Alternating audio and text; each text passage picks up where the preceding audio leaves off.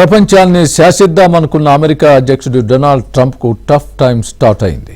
సుంకాలు తగ్గిస్తాం, చర్చలకు రండి అంటూ ట్రంప్ ఇచ్చిన ఆఫర్ను చైనా తోసిపుచ్చింది. ముందు సుంకాలు ఎత్తే తర్వాత చూద్దామంటోంది డ్రాగన్ కంట్రీ. అటు విద్యార్థి వీసాలను రద్దు చేస్తామని ట్రంప్ అంటూ ఉండగా కోర్టులు మొట్టికాయలేస్తున్నాయి.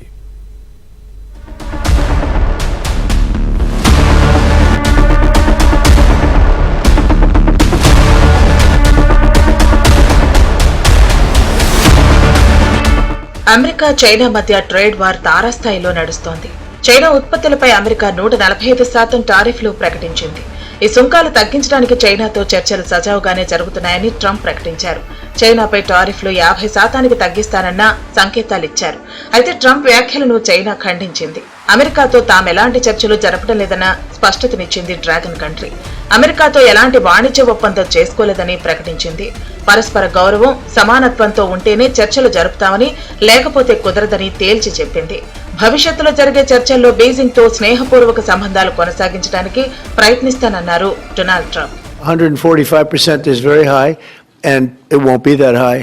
It's not going to be that high. It got up to that. We were talking about fentanyl, where various elements built it up to 145. No, it won't be anywhere near that high. Zero. It used to be zero.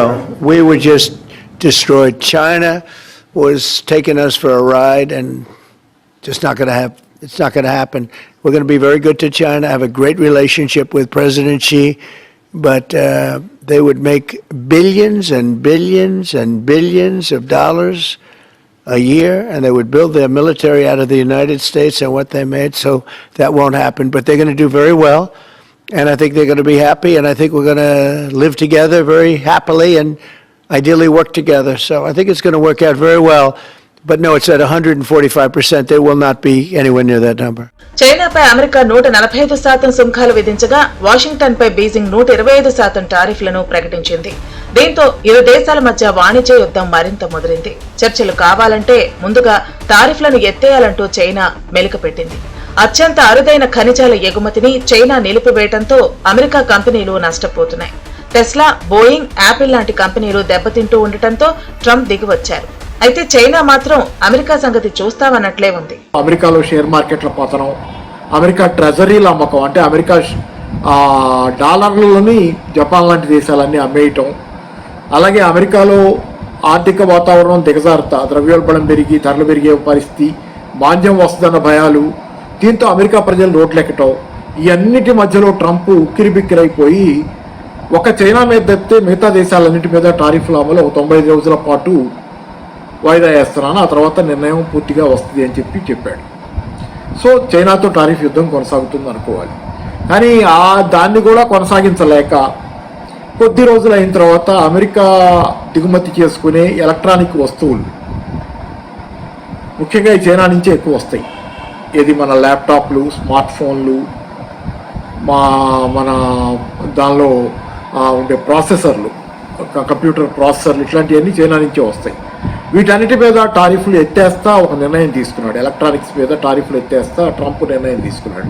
అంటే America ఒత్తిడి ఎదుర్కొనే శక్తి లేకుండా పోయింది. దాంతో ఏమవుతుంది, యాక్చువల్గా ఏమైందంటే Apple లాంటి కంపెనీల ఐఫోన్ల ఖరీదు అమెరికాలో ఎంతో పెరిగిపోయి డబల్ ఆల్మోస్ట్ అయిపోయినటువంటి పరిస్థితి టారిఫ్ల వల్ల రావడంతో యాపిల్ కంపెనీ కనపడుతుంది, చైనాదే పైచేయనట్టుగా కనపడుతుంది. చర్చలకు దిగి వస్తుంది చైనా అని ట్రంప్ వేసిన అంచనాలు విఫలమయ్యి ఈరోజు ట్రంప్ ఒక రకమైనటువంటి నిరాశలో పడిపోతున్నటువంటి పరిస్థితి, అబద్ధాలకు దిగుతున్నాడా అనే పరిస్థితి. అమెరికాలో ట్రంప్ కార్యవర్గం 133 మంది విద్యార్థులకు నిలిపివేసిన students exchange visitor information system ను న్యాయస్థానం పునరుద్ధరించింది. దీనిలో అధిక మంది భారత్ కు చెందినవారే. అమెరికా విదేశాంగ శాఖ వీరి వీసాలను రద్దు చేయడంతో పాటు SEVIS ను టెర్మినేట్ చేయడంపై న్యాయస్థానాన్ని ఆశ్రయించారు. ట్రంప్ వ్యతిరేకంగా ఉన్న అమెరికా కోర్టులు మాత్రం విద్యార్థులకు అనుకూలంగా ఉన్నాయి.